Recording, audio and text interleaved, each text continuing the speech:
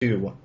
Welcome to the Primal Show with myself, Heath Squier, CEO of Julian Bakery, and Gary Collins, former FDA investigator and author of the Primal Power Method.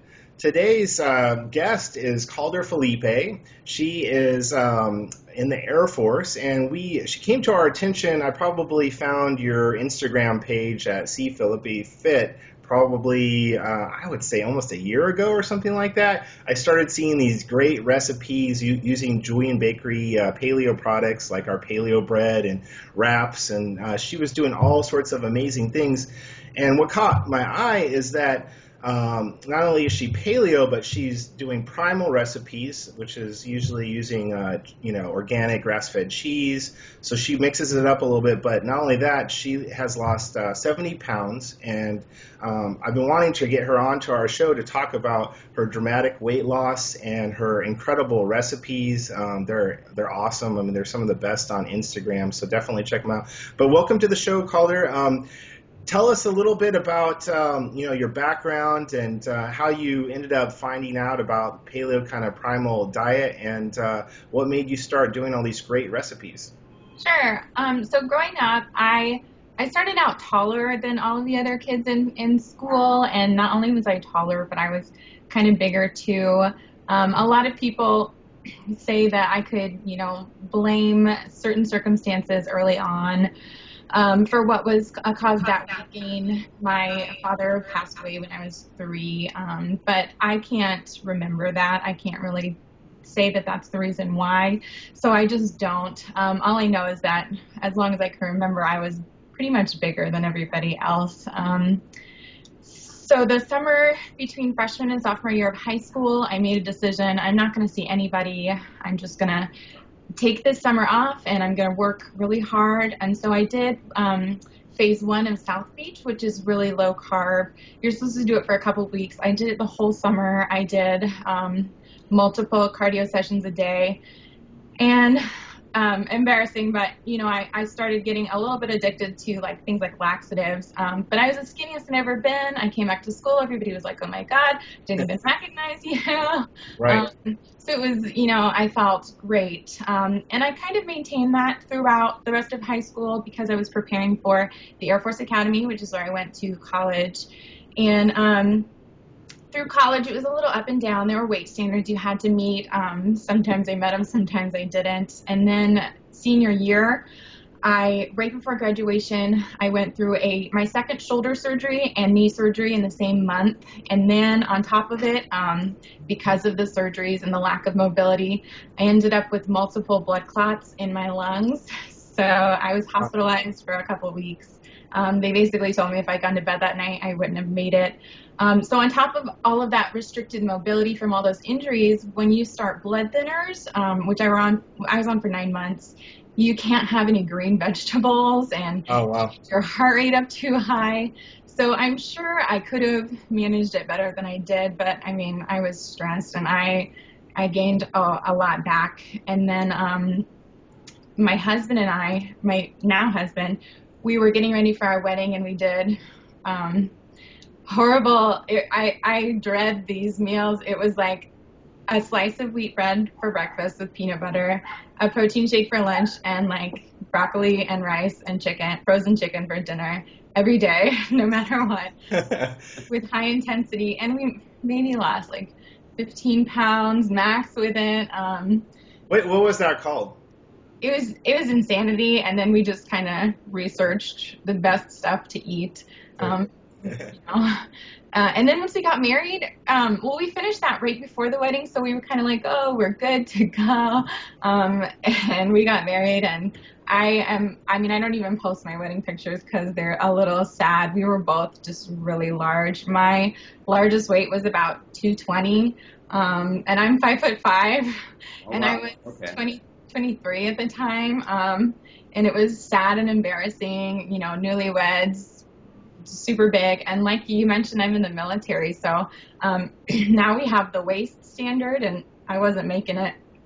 So I just made the decision, hey, South Beach worked before, maybe I should try it again. So I cut out as much carbs as I could, and sugar and dairy, and I was Googling as many recipes as I could find, and every single time I Googled it, paleo recipes would come up. And we know those really well, huh, Heath? Yeah. Yeah. It's my fault. So I'd heard of paleo, and I knew a couple paleo people, and this is totally my fault because I'm stubborn. And but some of the people that were paleo put me off, and instead of researching it, which I should have because I was a biology major, so it's all interesting to me, I just dismissed it right away. So for a couple months, I would be using paleo recipes but refused to admit that that's what I was. And then finally, one day, I came across a couple of articles online that described the science behind it all, and it just clicked, and it made so much sense. And I remember I brought lunch that day, and I threw it away halfway through because I made the decision, it starts now. And my husband followed after he saw, the weight loss. He followed a couple months after, and it's been about 2 years now, and it's awesome. Oh, that's great. Oh, wow. Yeah, there are a lot of recipes out there, and Gary talked and I a lot about these recipes. Have you found it difficult or confusing maybe when you were first starting out that a lot of the recipes include like honey and maple syrup, and they're really high in sugar? Have you noticed by adjusting the sugar within the recipes, or maybe taking it out or replacing it with stevia, have you noticed getting more results or being able to maintain better by following more of a low-carb, low-sugar paleo approach? Or Oh, absolutely, especially in the weight loss phase. I will admit, or the larger you are, the easier it is to lose weight, and the lower your body fat percentage gets, it gets so much harder. So you really have to be able to tweak your diet day to day. Every week when I was in my weight loss phase, getting smaller, it would be different, and it was all based around paleo, but I would have to cut out even bananas, simple things like that. I just got to a point where I couldn't have them. And things like maple syrup and honey, I mean, it's nice that we have those options to use them, but those are not a daily thing, and at least in my household. And if my brother can eat 5 Hot Pockets a day and still be shredded, and if that was me, then I would allow honey, as much as we wanted, but it's just not. So we try and keep it to a treat, which is basically what it is. But yeah, I do use stevia. I like to use the liquid form too because it tastes a little bit less abrasive. But a lot of, once you're eating this way for 2 years now, things don't need to be as sweet anymore. I tried a piece of milk chocolate a couple months ago and I had to spit it out because it was just too much. Yeah. Oh, I see you use quite a bit. We call them kind of like transitional foods. Like, obviously the products we make, they're geared with like real food ingredients, and we're making a product out of it. And they're transitional because it's like you're coming from a mainstream way of eating, and they're helping you stick on the paleo kind of path or a primal path. Have you been able to get great results using our products? Do they help you stay on track? They do, because when I have cravings for things, I don't have to cheat because now I have options. I feel very fortunate I live in close to Boulder now, so products are in the stores, whereas Albuquerque, people were like, paleo, I've never even heard of that. So yeah, if I want a burrito, I just get a coconut wrap instead of, going and having a flour tortilla and then having a mood swing and a puffy face later. Yeah, on Boulder, Colorado, where do you shop? Like Whole Foods or Vitamin Cottage? There's Natural Grocers? Yeah, Nature's Food Patch is one. It's part of Vitamin Cottage. We've got Sprouts out here, which is really great. I don't have a Whole Foods close to me, but I love Whole Foods as well. And even, strangely enough, even Costco is starting to supply a lot of organic foods too, so... Yeah, they're definitely trying, and we're in talks with them right now, so you never know. Yeah, I lived in Albuquerque for 7 years, so I know how that is. They'd gotten a Trader Joe's just as I'd left. Yeah, they have Trader Joe's. Up in the Northeast Heights area, and that was actually some of the worst shape I was ever in my life. I wrote about it in my book. That was a point when I lived in Albuquerque, New Mexico, where I decided to make a decision that I needed to get back into it because you're right, it was a very unhealthy area. It was very difficult I looked for healthy foods and you couldn't, there was a bar every 5 feet, but I couldn't find a healthy, place to eat. So Yeah, I understand that. Now, and I know with the Boulder area too, it's weird how regionally it becomes more difficult, and I've lived all over the country as well. And you can live in areas where it's really, really tough to find food, and that's where the transition foods help too, is because you can order them. You can order them and have them sent to you. Gives you a little bit of, some regularity in what you're eating if it's something that you're used to and it's healthy. So yeah, the transition foods I think are very important. With that being said, being a former military guy myself, we talked about this a little bit before we got on, but I was my career started over 20 years ago, and I've noticed a change. I was curious with you, you're still in, that I've noticed that the standards have changed as far as uniform standards and weight standards, because they go hand in hand, because if you were overweight while I was in, it was considered being out of uniform standards. And you could be discharged for that. Mm-hmm. And like I said, people would have to go on, I think it was a 6-week or 8-week program. And if they didn't make it and they were out without, they would actually be discharged. And they could be dishonorably discharged at that. Right. Curious how that has changed and how the military looking at it, because obesity is a nationwide problem. Right. So I'm not sure about the other branches, but I know for the Air Force, there used to be weight standards and there are not anymore. So basically, they weigh you for the PT test, but it doesn't count towards anything. Really? They've moved to a waist measurement, and from what I've heard, the reason behind it is that the size of your abdominal fat can lead to all these other diseases like heart disease and things like that. So that's why they focus on that area. And if you are on a mobility restriction, say you broke your ankle or something, and all you can take is the waist test, then the requirements are actually smaller to pass.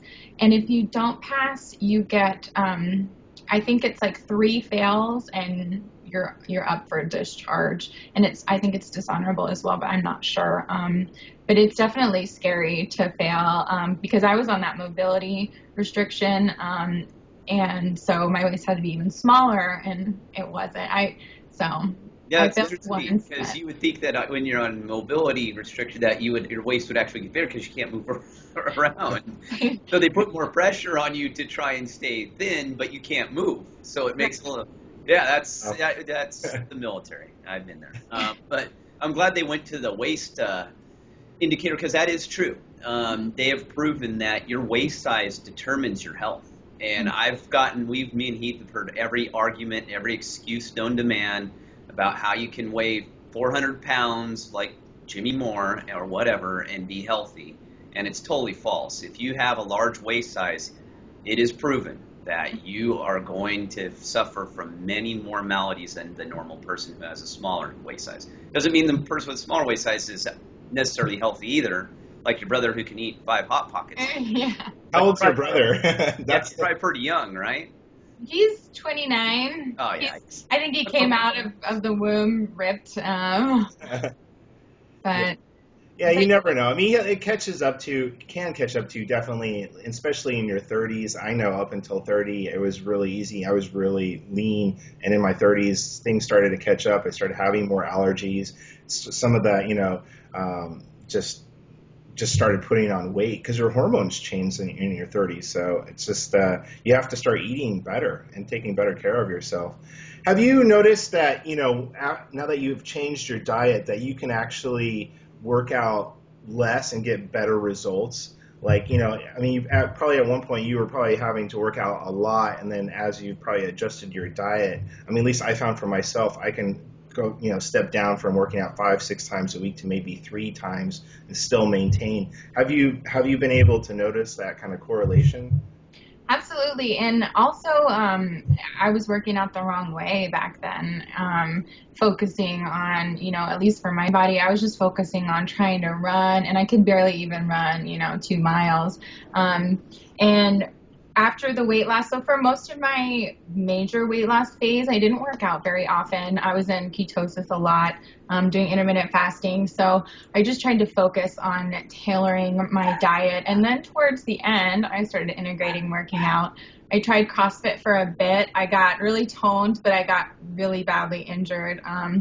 My back, I couldn't even walk for like a month. I had to go to the chiropractor every day. And that's common. CrossFit can be very dangerous, and we've actually talked about that. We're going to have people on doing CrossFit boxes, because I'm glad you brought that up, because did you do that in the beginning again when you were kind of trying to lose weight again, or was that later on? This was after I was done with my own goals. I started integrating CrossFit, and so I was losing inches and gaining muscle mass, but it ended up just not being what I felt was the healthiest for my body. Did you try to do that in a ketogenic kind of way, like while you were still fat burning, or did you implement some more carbs back in to counteract that the heavier physical activity? I didn't implement very many carbs, and I was doing intermittent fasting at the same time, which puts extra stress on your body as well, especially for women. I wasn't doing the female version. I was doing, the full 16 hours.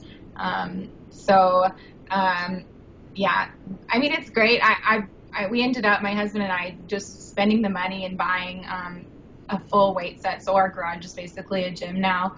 But now that I know the better types of workouts for my body, just lifting a lot of weight, doing sprints, and basically just getting active. We love rock climbing, biking, and outside.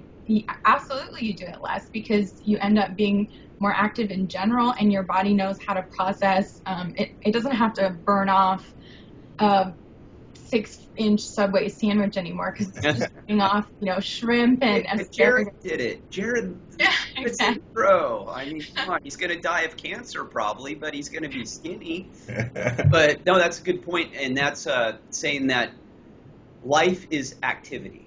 And I think that's the point that I've made that mistake as well. I'm sure Heath has. I've always been physically active my whole life, but I worked out wrong too. I thought more was better, always. And when you're doing that and you're eating unhealthy, you're just killing your body because you're breaking down, inflammation. Then you have no way to rebuild because you don't have the proper nutrients. But I think for people, we talked to Frank about this, a guy who came on who I've been working with for a while. And he's learning that it's just adventure. You get up and you do something every day, whether it's walking, climbing.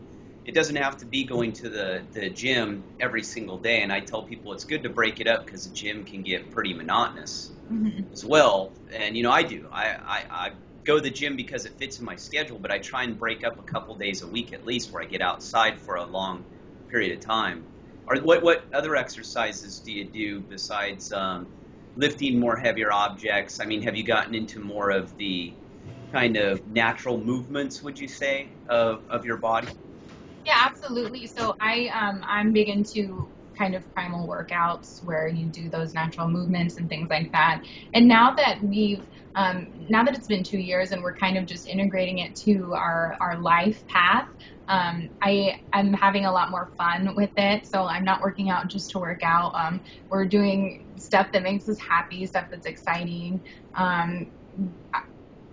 Out here, there's a ton of like boulders and stuff. So we do rock jumps on boulders instead of boxes and anything we can just to make it exciting and to get a workout in. Sometimes, one of my dogs is 60 pounds, so sometimes we'll just carry up the stairs a few times. Just whatever we can. And it's fun now. Before it was challenging and depressing. And along the lines of inflammation, my knee surgery was pretty extensive. I basically had every muscle replaced. And I remember before finding paleo, I had a conversation with my doctor about permanent pain management, which was scary because, those are pills you're on for life, like Dr. House style, but I felt like I was out of options. And after my first month of paleo, it hasn't hurt since. And that's, to me, like the best thing. Yeah, that is amazing because, pain pills just completely wreck your metabolism. And people are like, why am I gaining all this weight? And it's like, and it's because of this pill. But, I noticed the same thing. I herniated my L5-S1. And through eating paleo and kind of stocking up more on the omegas, omega-3 fish oils, I've been able to completely eliminate any sort of pain. And now I have full mobility. So it is a true testament to eating this way. So when you were kind of like in your weight loss phase, was there a specific like weight you were targeting for, and was that kind of set like by, all right, if I was this weight, I would be happy, so I don't have to think about it anymore. You know, There was, and I actually, I stopped short of it, and that was a really big moment for me because it was a really hard decision, and I just made the decision. I am at the point where I'm happy, and I'm 3 pounds away, but that's okay because I was at the part where I was being so restrictive that it was making me a little crazy, and I was losing sight of the importance of it all. So I finally made that decision, and that was like a whole weight off my shoulder. I think my goal was like 150, and I stopped at like 153 or something like that. But yeah, there wasn't really a reason behind it. I knew that it was within the normal range for my height, but to me, I had never been that way before, even when I was at my thinnest in high school. So I just picked a number and went for it. That's awesome. And I mean, that feeling of not having to think about weight anymore is one of the best because, like, you know, my dad was heavier and stuff, and I was predisposed to kind of gain weight in the stomach area. So when I set off to lose weight, it was like, all right, well, how do I get a six-pack, you know?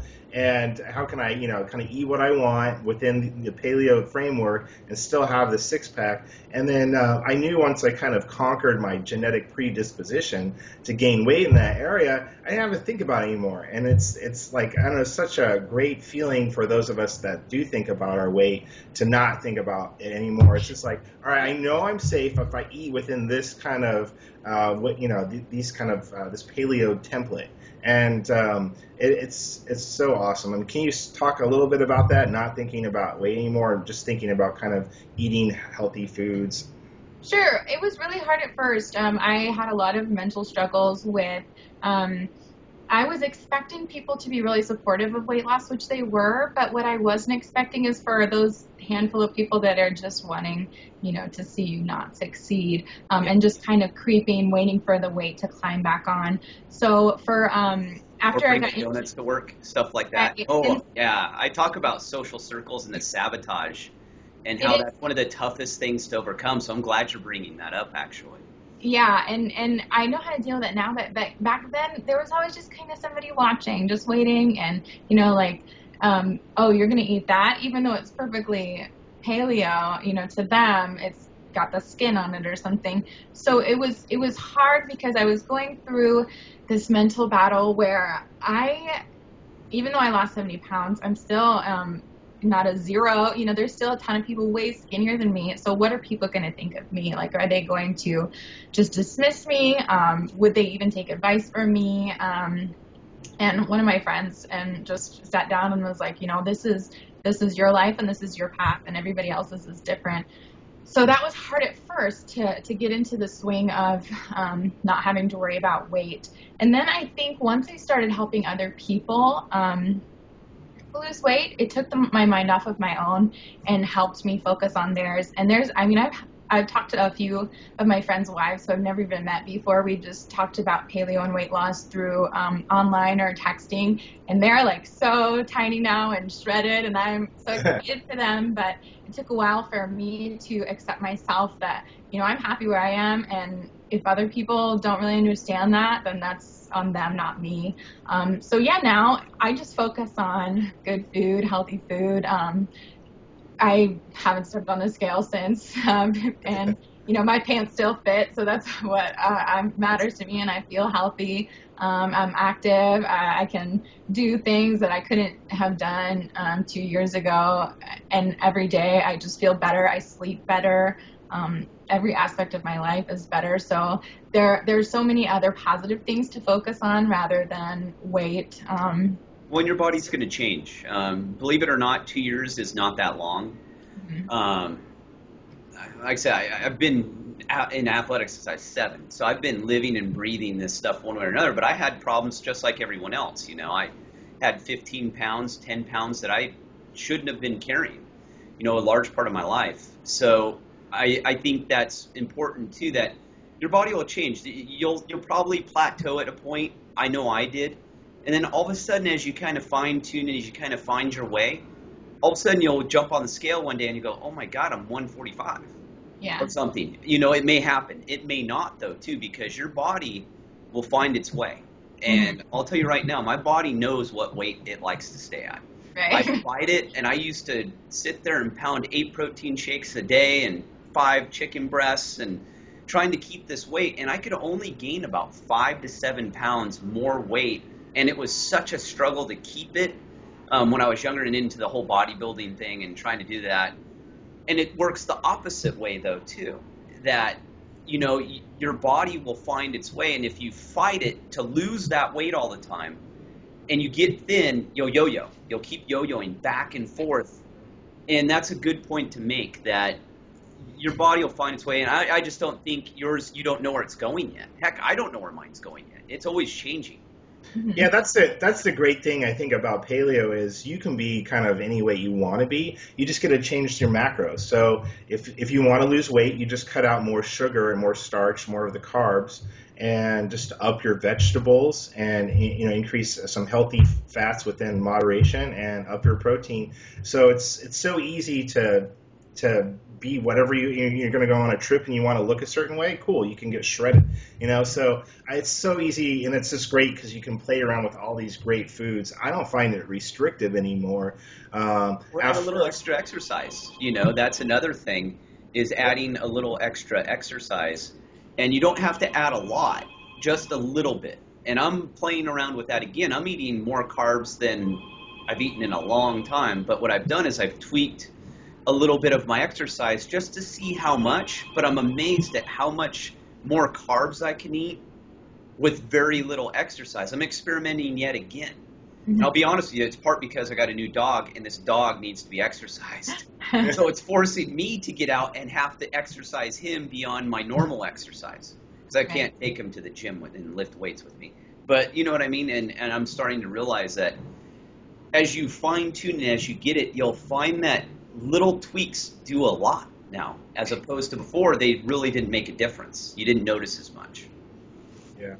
No, I agree. And Gary and I have been playing around with this 5 to 20 minute window after doing like intense cardio. We're playing around with, having what's the certain amount of carbs your body can absorb where it actually is anabolic. You mix it with a little bit of proteins to build harder, leaner muscle, and you're improving your endurance at the same time. So, because sometimes after, I had been like really low carb ketogenic, and after 3 to 4 years, I'd already lost all the fat and I was in maintenance mode, and yet I wanted to start running because I enjoy it, and it's something that's challenging for me. So then I get to play with my macros again, and it's been fun experimenting when to have carbs, and does it knock me out of ketosis or keto, like a ketogenic fat burning mode? And it doesn't at this point, and I'm really happy because I'm feeling stronger, and it's really about just having those carbs at a certain time, building extra strength, and outside of that, I'm just low carb. So I'm sure I don't know if you play around with your diet that much, but I mean, through all your different recipes, I mean, I'm sure you play around with it to a degree. Right. This is actually the one thing I really wanted to talk about today, because I think this is the main thing that people get wrong with weight loss, even with paleo. I've talked to Heath about how right now I really just like helping other people find their way with weight loss, and there's been about 35 people, and a bunch of them tried it. I made all the recipes, shopping lists for them and everything, trying to make it as simple and non-restrictive as possible, and I think that, especially with today's day and age, there's an app for everything, and everybody's looking for immediate results that fit them.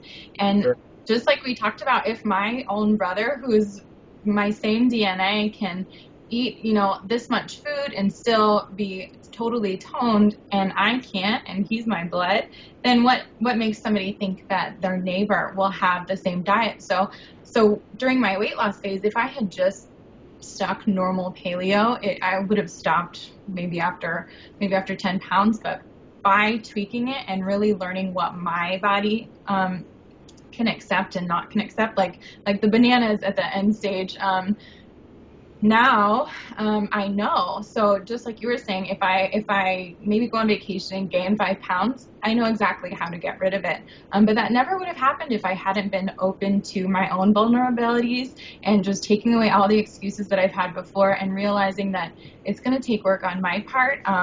and that goes the same for everybody. You're going to have to tweak it to find out what makes your body tick. And then once you know, like, then it's awesome because you can do whatever you need to do. And yeah, I play around with it all the time. I do use a lot of primal recipes, but I can't really process dairy. It's mostly for my husband, but I get to play around with his food too, so it's fun. Yeah, it's tough for me too. I mean, I'm in the same boat where cheese is tough, and it's like it triggers mucus for me. But I'll indulge every now and then in it. I wish I could, and I wish almond cheese tasted better. So all the almond cheese manufacturers, like, step up your game. Actually, we're working on a cultured coconut cheese. So maybe someday that'll come to life, because you can, like, actually culture the coconut and like a coconut kefir kind of, and then develop cheese from it. So it's pretty cool. Maybe someday. Yeah. But, well, we want to thank you so much for coming on. Make sure you go to Instagram.com/CFELIPEFIT, C Felipe Fit. You can check out all of her recipes, and I think that's so neat that you're helping people around you and, spreading the good word of paleo. I think it's awesome. And make sure you hit the subscribe button and stay up to date on all our latest videos, and we'll talk to you soon, Calder, and thanks for coming on. We really appreciate it. Happy to meet you. Yes. All right, we'll talk to you soon. Thanks.